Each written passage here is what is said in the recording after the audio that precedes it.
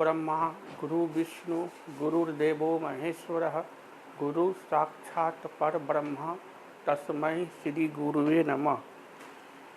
Matric class में अध्ययनरत सभी छात्र छात्राओं, आज के वीडियो में आप सबों का सुस्वागतम। मैं कल के वीडियो में आपको थ्योरम 3 को सिद्ध करके बड़े ही सरल तरीका से समझाया था। तो कल जिस प्रमेय को हम लोग सिद्ध किए थे, तो दो त्रिभुज के समरूप होने का कसौटी नंबर 1 था। वो था कोण समरूपता। कोण माने एंगल, एंगल एंगल एंगल, ए समरूपता की वो मापदंड था, क्राइटेरिया था, कसौटी था। आज हम प्रमेय 4 और आपका जो सरकारी पुस्तक है बीटीसी पटना, तो उसमें है आपका थ्योरम 6.4 या साध्य 6.4 या प्रमेय 6.4। इस प्रमेय में है कहना कि यदि दो त्रिभुजों में एक त्रिभुज की भुजाएं दूसरे त्रिभुज की भुजाओं के समानुपाती, समानुपाती मतलब समानुपाती अर्थात एक ही अनुपात में हों, तो इनके संगत कोण बराबर होते हैं। इस बात को आपको साबित करना है। और जब संगत कोण बराबर हो जाएगा तो दोनों त्रिभुज क्या हो जाएगा? समरूप। और इसीलिए दोनों त्रिभुज समरूप होते हैं। ये हमारा साध्य हुआ, ये हमारा प्रमेय हुआ, ये हमारा थ्योरम हुआ। और दो त्रिभुज के समरूप होने के ये भुजा भुजा भुजा, भुजा को अंग्रेजी में कहते हैं साइड। तो S S S, side side side, भुजा भुजा भुजा। तो दो त्रिभुज के समरूप होने की ये दूसरी कसौटी है, भुजा भुजा भुजा। यानी यदि एक त्रिभुज की भुजा दूसरे त्रिभुज के संगत भुजा के समानुपाती हो, मतलब एक ही अनुपात में हो, तो ऐसा होने पर क्या हो जाएगा? उसका संगत कोण समान हो जाएगा। और संगत कोण समान हो जाएगा तो भुजाएं हो जाएगी संगत कोण समान हो जाएगा तो दोनों त्रिभुज हो जाएगा समरूप। अब आप लोग हमारी बात को गौर से सुनिए और बोर्ड पर एक कागजित होकर के देखिए। हम इसको बड़े ही सरल तरीका से आपको सिद्ध करके समझा रहे हैं। और ये प्रमेय वेरी इम्पोर्टेंट है आपके बोर्ड परीक्षा के लिए। और आपके विद्यालय में जो टेस्ट परीक्षा होती है उस दृष्टिकोण से भी बहुत महत्वपूर्ण है।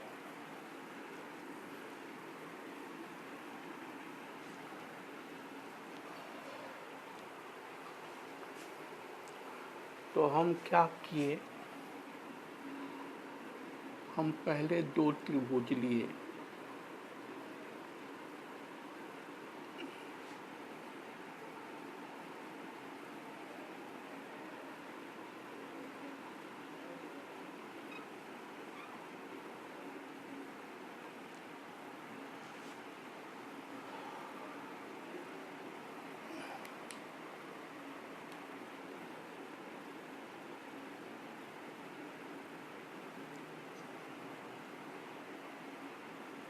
ये है शीर्ष बिंदु ए, ये है शीर्ष बिंदु बी और ये है शीर्ष बिंदु सी।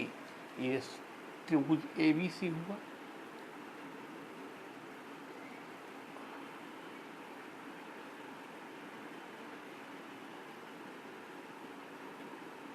ये है शीर्ष बिंदु डी, ये है शीर्ष बिंदु ई और ये है शीर्ष बिंदु एफ।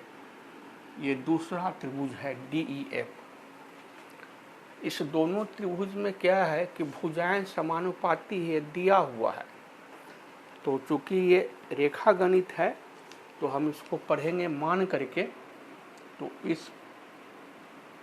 इस आकृति को पहले आप स्वीकार कीजिएगा। तो ज्यामिति है, मान करके पढ़ेंगे।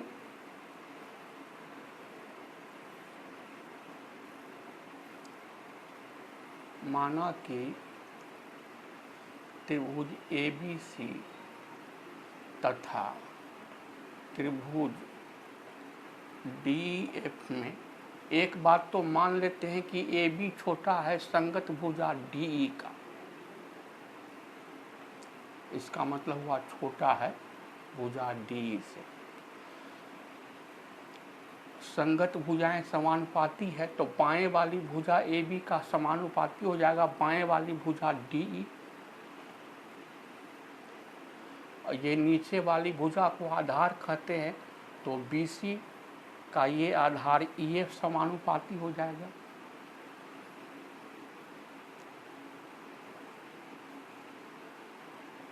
और दाएं वाली भुजा AC तो दाएं वाली भुजा DF। इतना चीज हमको दिया हुआ है तो हमको सिद्ध क्या करना है, तो हमें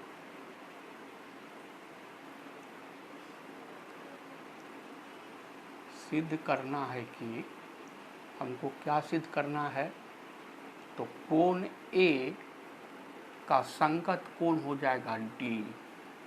ये हमको सिद्ध करना है अभी। बाएं वाला कोण B का संगत कोण E हो जाएगा बराबर, ये अभी साबित करना है, अभी है नहीं। और ये दाएं वाला कोण C का बराबर हो जाएगा दाएं वाला कोण F। ऐसा हो जाएगा तो दोनों त्रिभुज हो जाएगा समरूप। ये भी साबित करना है। ये बात साबित हो जाएगी तो त्रिभुज दोनों कसौटी एक के अनुसार एंगल के अनुसार कोण समरूपता से खुद ही समरूप हो जाएगा। तो इतना पहले आप नोट कर लीजिए।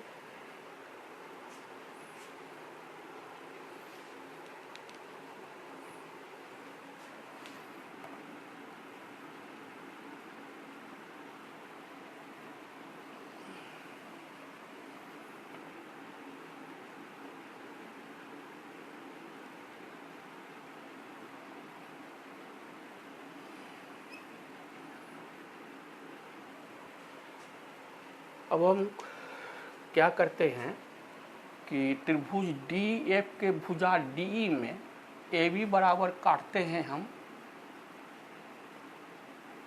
AB बराबर काटते हैं DP और AC बराबर DF में काटते हैं DQ और P से Q को क्या करेंगे, मिला देंगे।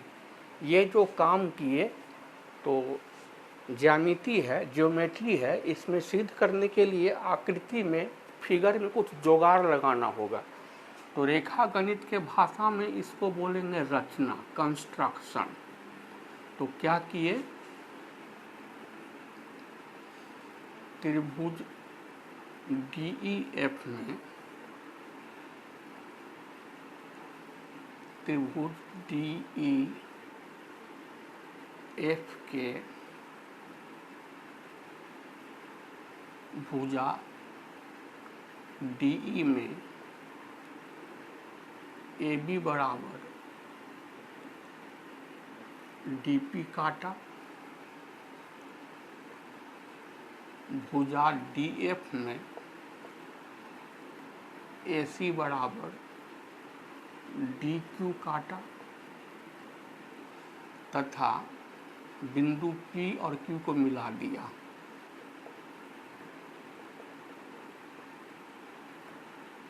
इस काम को बोलेंगे ज्यामिति की भाषा में रचना। अब यहाँ से हम साबित करना शुरू करते हैं तर्कसंगत तर्क से।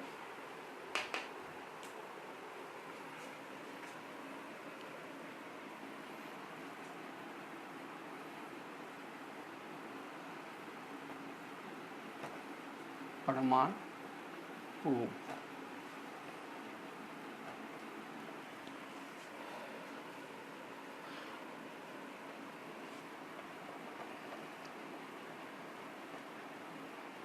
हमको स्वीकार में दिया हुआ था, ये स्वीकार में है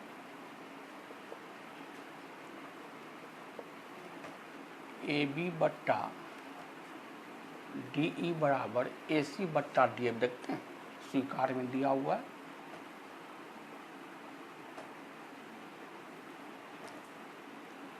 हम रचना में माने हैं ए बी बराबर डी पी, तो ए पी के बदला में लिख देते हैं डी पी, और ए सी को माने हैं डी क्यू, तो ए सी के बदला में डी क्यू लिखते हैं।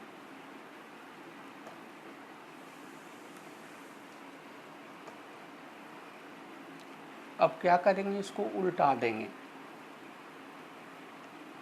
बट्टा के नीचे है डी, इसको ऊपर कर देंगे, और बट्टा के ऊपर है डी बी, इसके अंश को इसके हर में, इसके हर को इसके अंश में करते रहे, इसको व्युत्क्रम करा जाता है।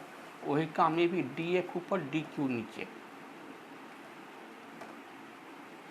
क्या किए, व्युत्क्रम कर दिए, उल्टा दिए।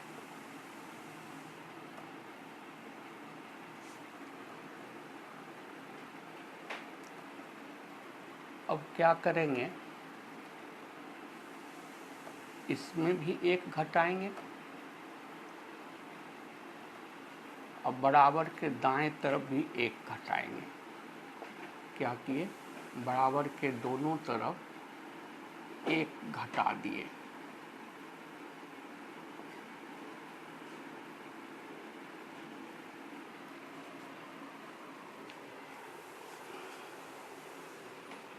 तो आप नोट कर लिए हैं।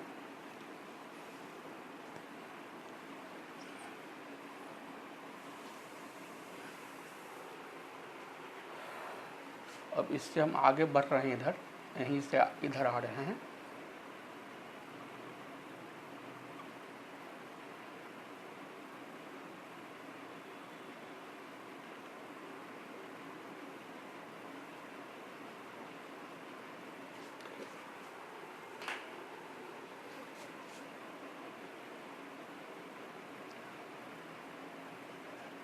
डी ई बट्टा डी पी माइनस एक के नीचे एक छिपा हुआ है,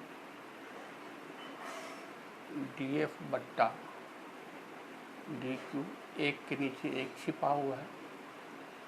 आराम से बट्टा पर का घटाव की तरह घटा देना है, बिना किसी परेशानी के। इधर भी घटा देंगे।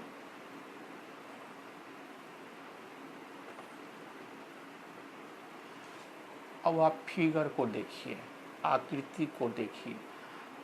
डीई में अगर हम डीपी घटा देंगे तो हमको पीई बच रहा है,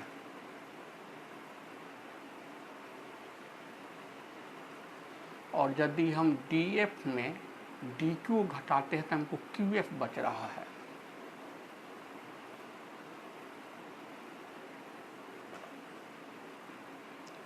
अब हम फिर इसको उल्टा कर देंगे,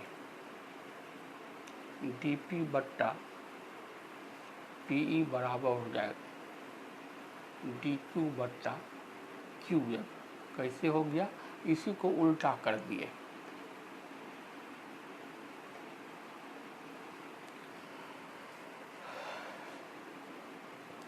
हम तो त्रिभुज डीएफ में क्या हो गया, डीपी बट्टा पीई बराबर हो गया डीक्यू बट्टा क्यूएफ। तो हम थेल्स का प्रमेय के विलोम में पढ़े हुए हैं कि त्रिभुज की किसी दो भुजा को समान अनुपात में विभाजित करने वाली रेखा तीसरी भुजा के समानांतर हो जाती है। तो पी क्यू क्या हो जाएगा, ई एफ के समानांतर हो जाएगा।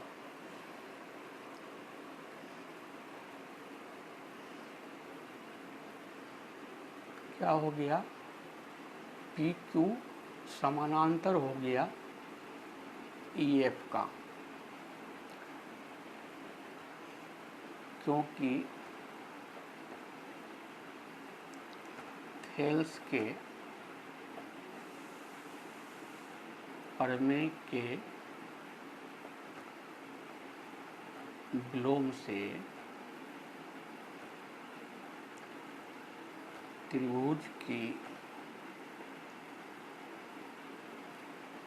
किसी दो भुजा को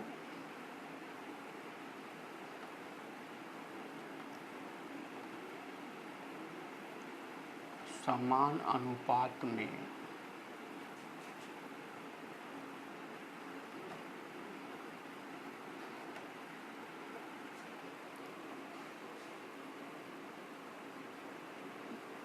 विभाजित करने वाली रेखा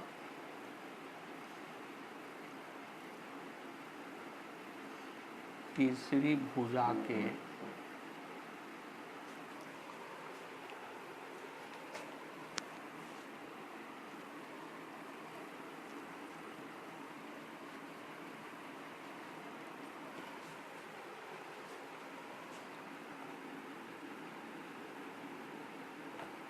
समांतर होती है। तो क्या हो गया इस प्रकार, ये त्रिभुज डी ई एफ में ये पी क्यू हो गया समांतर ई एफ का।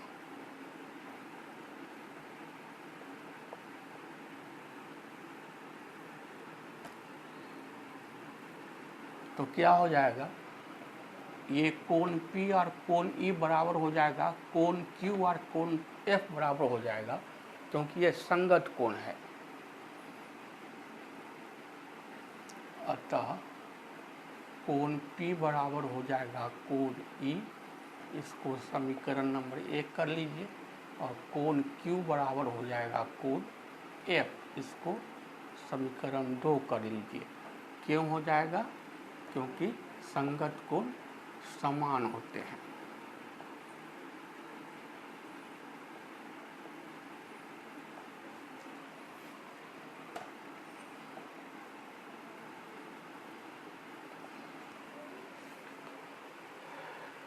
एकदम ब्लैक बोर्ड पर एकांकित होके देखिए, हमारी बात को गौर से सुनिए। अब आपका ध्यान इधर उधर नहीं होना चाहिए।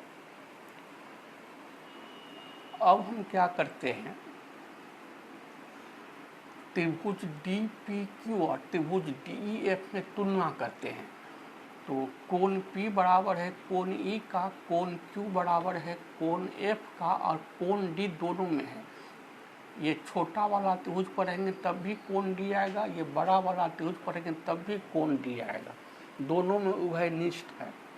तो अब त्रिभुज डी पी क्यू तथा त्रिभुज डी ई एफ में हम दोनों में तुलना करते हैं। तो कोण D दोनों में है, उभयनिष्ठ कोण है, तो दोनों में ये कोण है। उभयनिष्ठ मतलब दोनों में मौजूद।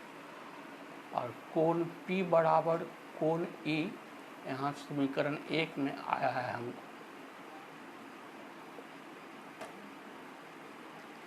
और कोण Q बराबर है कोण F, ये समीकरण 2 में हम निकाले हुए हैं।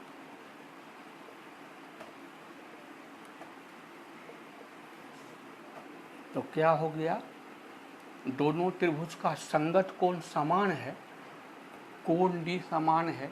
ये बाएं वाला कोण, इस कोण का ये संगत कोण है, इस कोण का ये संगत कोण है। तो संगत कोण समान है दोनों त्रिभुज का। तो कोण कोण कोण एंगल एंगल एंगल समरूपता से जो कल सिद्ध किए थे, ये दोनों त्रिभुज क्या हो गया, त्रिभुज डी पी क्यू समरूप हो गया त्रिभुज डी ई एफ।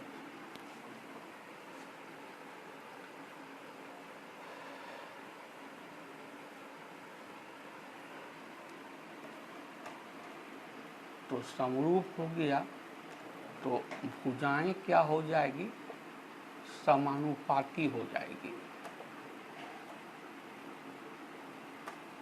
भुजाएं समानुपाती होगी। तो डीपी अनुपात डीई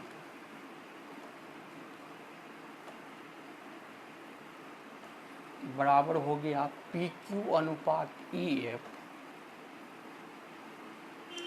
संगत भुजा लेना है, और ये डी क्यू अनुपात डी एफ।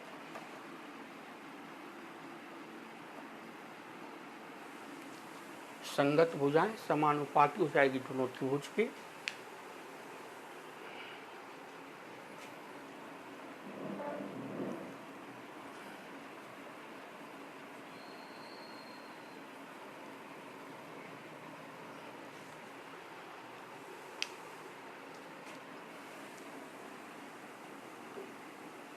हम इसके बाद आगे बढ़ रहे हैं। dp बट्टा de बराबर pq बट्टा e, और मेरा रचना से था dp बराबर था ab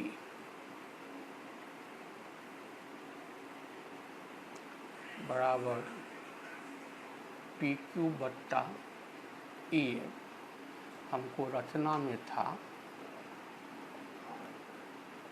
AB बराबर DP, और हमको स्वीकार में था AB बट्टा DE बराबर BC बट्टा EF।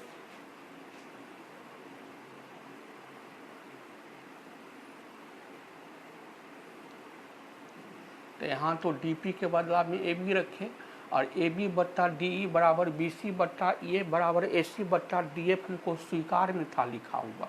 तो AB बट्टा DE को हम कर लिए BC बट्टा EF। कहाँ से किए? स्वीकार से।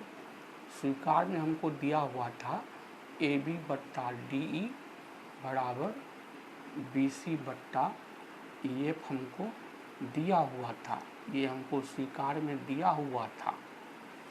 तो हम AB बट्टा DE को कर लिए BC बट्टा EF। अब हम क्या करते हैं, इसको क्रॉस गुना करते हैं, वज्र गुना करते हैं।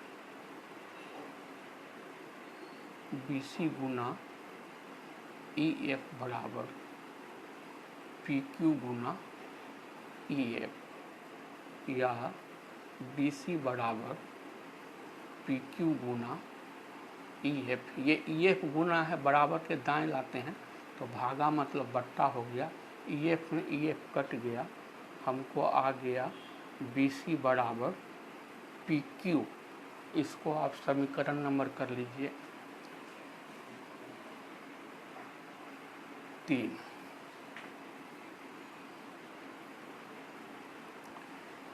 ये मेरा भुजा BC के बराबर आ गया PQ।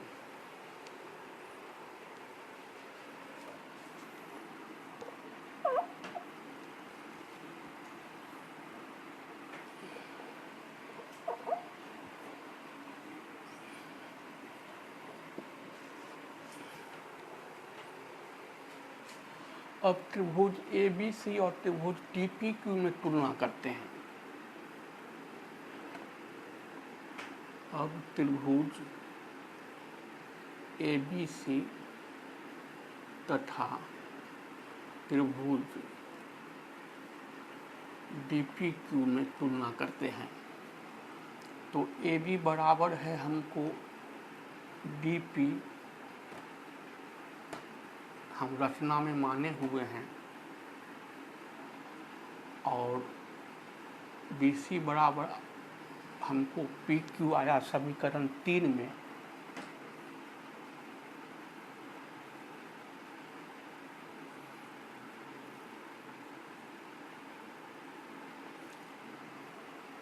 और AC बराबर है मेरा DQ, ये हम रचना में माने हुए हैं। तो दोनों त्रिभुज हो गया सर्वांग-सम। कैसे हो गया? संगत भुजा समान है, भुजा भुजा भुजा, है ना, भुजा को साइड कहते हैं। दोनों त्रिभुज हो गया सर्वांग-सम। तो सर्वांग-सम हो गया तो क्या होगा? संगत कोण समान हो जाएगा। अतः संगत कोण समान होगा। तो कोण A का संगत कोण है कोण D, और कोण B का संगत कोण है कोण P, और कोण C का संगत कोण है कोण Q,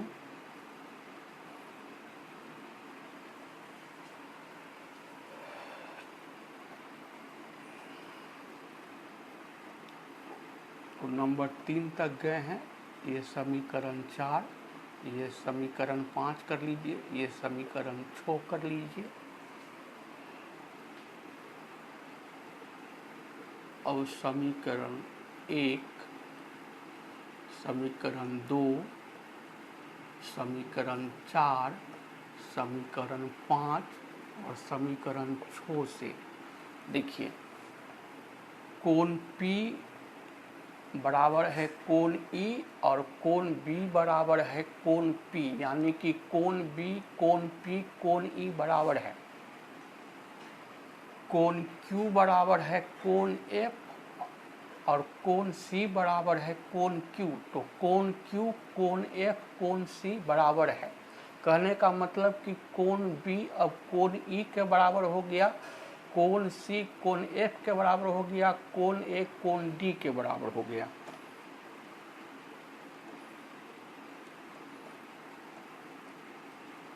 कोण B बराबर कोण E, तो क्या हो गया, ये समकोणिक हो गया।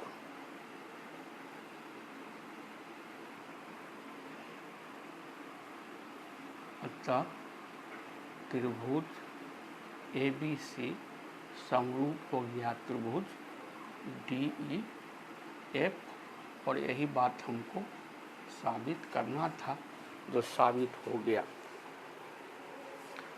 तो मैं उम्मीद करता हूँ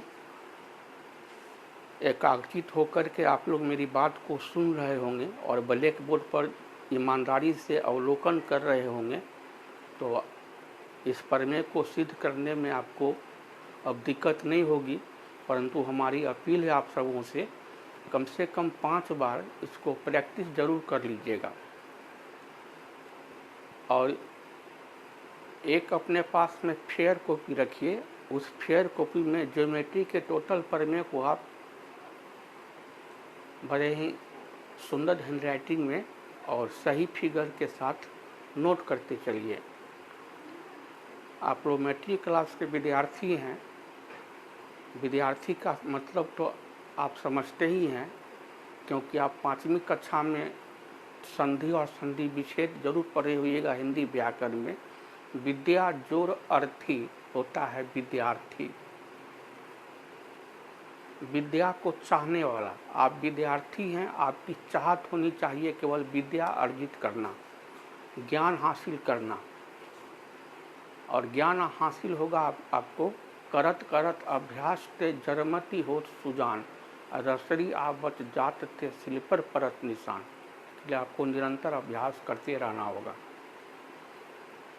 हमारे बतलाने के तरीका से, टेक्निक से यदि आपको बड़ी सहूलियत हो रही हो, आपको फ़ायदा पहुंच रहा हो, आपको ज्यामिति का प्रमेय समझने में बड़ी ही सुविधा हो रही हो और बड़ा ही इंटरेस्ट आ रहा हो, तो ज़रूर लाइक कीजिएगा। मेरे वीडियो को लाइक करके सब्सक्राइब कीजिएगा और घंटी दबा दीजिएगा। अपने मित्र और रिश्तेदार में भी जो 10वीं कक्षा में पढ़ रहे होंगे, प्लीज़ उसको शेयर कर दीजिएगा। आप लोग कोविड गाइडलाइन का पालन करते हुए मन लगा के घर पर पढ़िए, स्वस्थ रहिए और मस्त रहिए। आप लोगों का बहुत बहुत धन्यवाद।